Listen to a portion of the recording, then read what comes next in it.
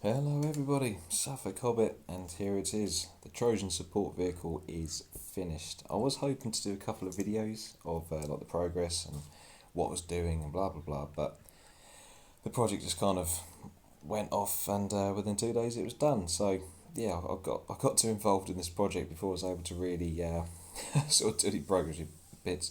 There's a lot of progress pictures on my Facebook page though, Suffolk Hobbit, so you can check them out there if you want to see the pieces as it was being done bit by bit. But yeah, here it is. I'm really, really pleased with this. Really chuffed. It's just such a characterful kit. It really is. It's just got. Oh, I got stuck on the old darn table mats there. So here we go. Yeah, it's just got so much to it. There's so much you can do with it, I should say, really. And the good thing is with this kit, it comes with the tank accessory sprue, which is I think about £15 off Games Workshop by itself, and this comes with it. For those of you that didn't see my out of box, opening. So with that extras accessories kit, you're able to do so much with it, and that's what I've gone for with this. So I've gone for my standard colour of my other tanks, which is the Fang, mixed with a little bit of Chaos Black just to sort of start it off, and then a nice sort of dry brush of the Fang just as it is over the top, followed by edge highlights of the Fang mixed with, well, to be quite honest, any sort of white, really. I think this time around I used white scars, or white scar, whatever. Normally it's ceramite white, but there's not a huge difference, really. There is, but it's not. For mixing, it's fine, basically. I used that for the edge highlights, and the rest was just layers of lead belcher, wart block bronze is it for the base coats of all the metal stuff. Inside I used a Shabty bone mixed with Mornfang brown, and I laid that a few times because I wanted the internals to look like the traditional tanks. You look at a lot of tanks from sort of World War Two and modern tanks. It's got a creamy sort of beigey sort of look on the inside. That's what I went for with this. I'll show you more of the inside in a minute. It is all sealed up, it's glued up, but there's some great detail inside. I took some tips off of another YouTuber who'd uploaded what he had done to his Trojan a few years back. I've magnetised the crane. A lot of people have pinned it, some have magnetised it, a lot of people have actually just done a new pin. I went for the magnet. Wasn't too much of a deal to put the magnet in. I can understand why some people want to pin it, but I wanted the magnet because it just eliminates any damage. The pins could get damaged or the plastic could wear away. That's going to be a much more problematic issue to sort of keep trying to repair it, fix it. Eventually, it'll get to a point where you won't be able to do much with it. Whereas with a magnet, worst comes to worst, the magnet could eventually maybe wear out and pull out. But with that, all we've got to do is glue a new magnet in, from my experience. So that's that. What I've done, I've been doing a lot of wire tree making as well recently. And so with this, I had some thin strips of wire left over, and I've wrapped them tight around themselves, about 3-4 of them, to make a rope, a wire rope, a real tough looking rope type thing. I've used 2 of the pieces from the tank accessory sprue to make a little crane sort of hook type thing. I was going to have another hook coming around on this side, but it kind of looked a bit too much, so I left that as it is. Detail wise, it's literally just all blue. It's my usual army, it's my usual tank sort of colour. Blend it all in, a little bit of exposed metal for the hydraulics and stuff and whatnot, for this like metal hardcore type sort of rope or whatever you want to call it stuff. The rest of it is very much as it is.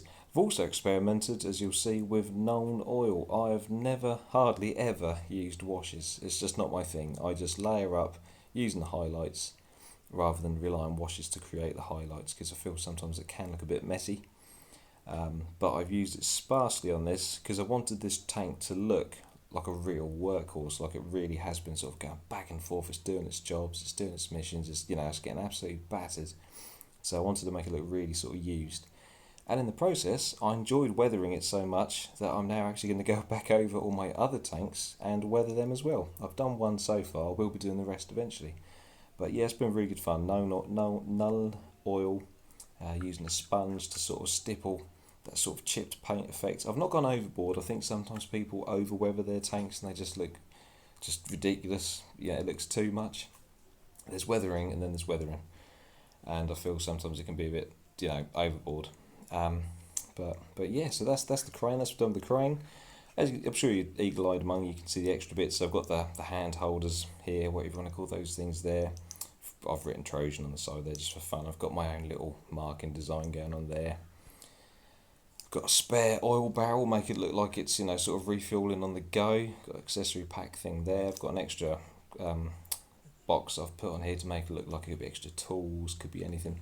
I've put a lot of non-oil wash on the back here, on the steps. Make it look really sort of, like it's really used. It's really, it's in a lot of use. Going around the sides here, I've done a little spotlight effect of just a tiny little light, because to me, this looked like a light. I'm not sure if it's meant to actually be that or whatever, but to me it felt like a little light, maybe some sort of little warning light or hazard light, or maybe it's like a flashing light from the cranes in operation. So I've just painted a little green, just a very subtle green light there. I've given this a heavy stubber, obviously the heavy bolter as well. The heavy stub I've sort of glued in, had to pin this one in front of, but it's all glued in place. It won't move, but that's well solid. It's not going to go anywhere. What else we got? Got the Trojan written down again there. So I've had fun with this kit. Hopefully you can see all the weathering going on there. I've stippled it with what do I use? Dryad bark first, and then I've used lead belcher just to go over it as well, to give it a real fine weathered look. I do want it to look absolutely battered and stuff, because like I say, sometimes people can make it look a bit too much. It can look a bit, it just looks silly. Some people's weathering is a bit too hardcore and it's not quite realistic enough. What I've also done, got a smoke launcher aerial there as well, and what I've also done is I have put some sandbags on this bad boy using a Milliput bought for me by a good friend. I've been going on about this Milliput stuff for ages, and bless him, he bought some for me, and it is superb. I've got lots of ideas to use with these this Milliput stuff now. I'm going to be adding it to all sorts of things, sandbags, and really making it look realistic. My thought process for it was basically, the Trojans out there say it's trundling along like this. It stops, it's getting the cargo out, it's taking hits or pot shots and stuff. I figured the tank crew is going to want to sort of protect anything that's trying to unload, at least initially as it first comes out, before it's able to swing it around and drop it down using the tank as its defence. So I figured the crew, in their sort of rushing about way of doing things, they would put some sandbags or something just to help try and give it some sort of protectability whilst it's doing its job. So that's the thought behind these. It's just like a little bit of extra armour they've tried to go for. I'm kind of toying with the idea of adding some spare tracks along here, maybe even putting something along here as well, just to make it look like this is a real workhorse tank and they've done everything they can to try and increase their survivability whilst they're doing the missions.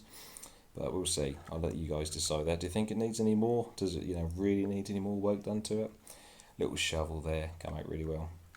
So for the inside, spent a lot of time on the inside, which you won't necessarily get to see that much. I was thinking of putting an LED into this, but I thought, for the effort involved, the learning curve involved, I didn't want to spoil anything. I didn't want to spoil the tank. I didn't want to cause any issues with it in case I messed it up.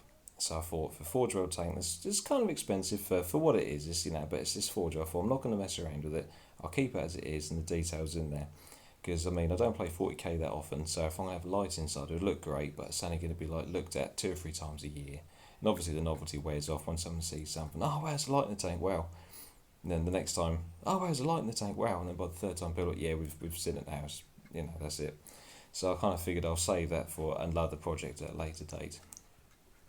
So inside we have a crew member. There he is, he's got a round ready.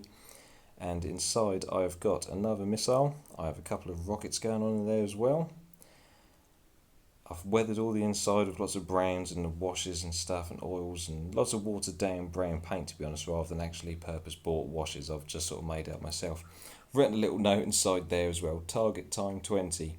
And I kind of figured to myself that the crews would have a sort of a certain amount of time to sort of get from the supply lines rushing out to the battlefield to support the tanks, and that they'd be giving themselves a target time to hit back and forth. So with the logistics troops inside, they're going to be shouting to the tank driver and stuff, we only got so much time left before we got to return, restock up and things. So that's what the target time thing there is for. I thought it'd be kind of add a little bit of interest.